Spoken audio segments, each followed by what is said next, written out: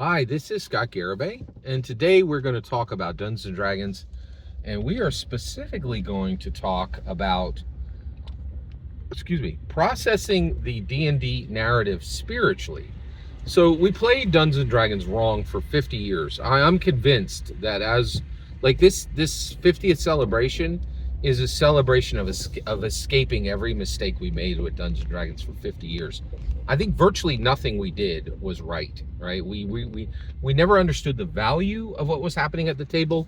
We didn't understand how it was impacting us as human beings, and how we as human beings were really fundamentally changing the very nature of narrative for all of humanity at the Dungeons and Dragons table, and how also Dungeons and Dragons was highlighting the very best of secular humanity, right? Literally the best secular humans, people who are charismatic, confident, and intelligent, and not evil. That part is really important. Like, not evil. What do I mean by that? Well, Dungeons and Dragons has been incredibly woke, incredibly progressive from day one, right? And if you have a bunch of prejudices and you're a horrible hate monger, there's no place for you in Dungeons and Dragons. There never has been. The game has taken actions to ensure that only people of kindness and tolerance pursue it. And it's been in every single D&D canon hardback, right? They're like, oh, you don't think that, like, it's just across the board, right? They're like, what's your alignment? We would like to know if you're good, evil, or neutral, right? And you're like, wait, when I sit down at Monopoly, it doesn't ask me, what my morality is, right? But it's astounding. Like, it's an incredible filter, right? But let's talk about processing the D&D narrative spiritually. So for a long time, we just processed the intellectual, right? We did not really do anything. We didn't process. We only processed D&D intellectually in the first 50 years. We did not process it emotionally. We did not process it spiritually. But now we are saying Dungeons and Dragons has a ton to say to every single person who sits at the table about theology, right? And one thing that I've already discussed is it's saying, hey, the idea that there is no God is ludicrous.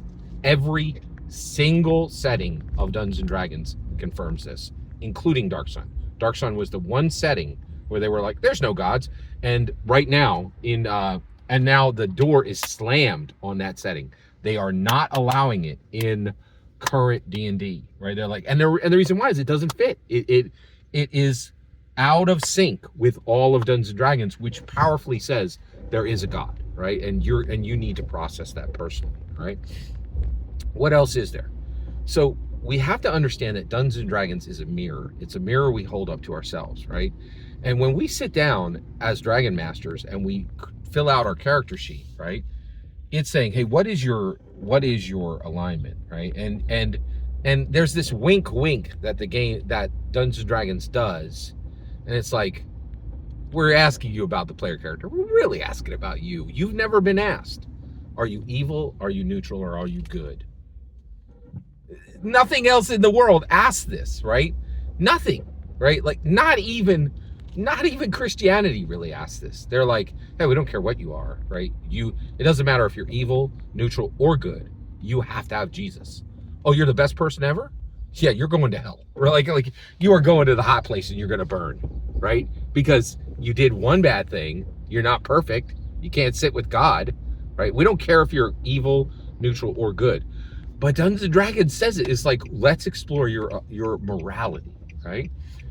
What it then does is it says, hey, your player character is going to choose one of these gods from the pantheon, right? And it says, and then it's like, you're going to have a relation, and it does, you don't have to just be a cleric, right? And so then also, like, if you say, okay, well, my player character, my fighter, doesn't have a god. Why? He's seen the power of these gods on the field. He knows their power is real. He knows their power over the world is incredible. Why does he not worship, right?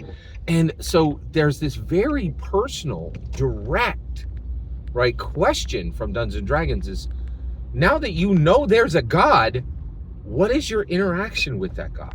Do you worship them? Do you ignore them? Do you try to stay out of their view? right? And then the other thing is, what is your relationship to other religions, right? Other gods, right? And it asks this very directly, right? And it's asking it of the player character, but the question is really, what is your, it's saying, what is your, D&D is saying, what it, we know, actually, D&D is essentially saying, hey, you're sitting here, right? You're in for 2 to 4 hours. We know you're an intellectual, right? We can explore that together. We can sharpen your intellect. But what is your emotional state and what is your spiritual state? Dungeons and Dragons is asking very directly, what is your spiritual state? Where are you at spiritually? And it's pretty profound. Every single word you just heard is my humble opinion. What's important is when I get to hear your humble opinion, when you get in the comments and send your traffic. Please consider liking and subscribing, and have a fetch millennium.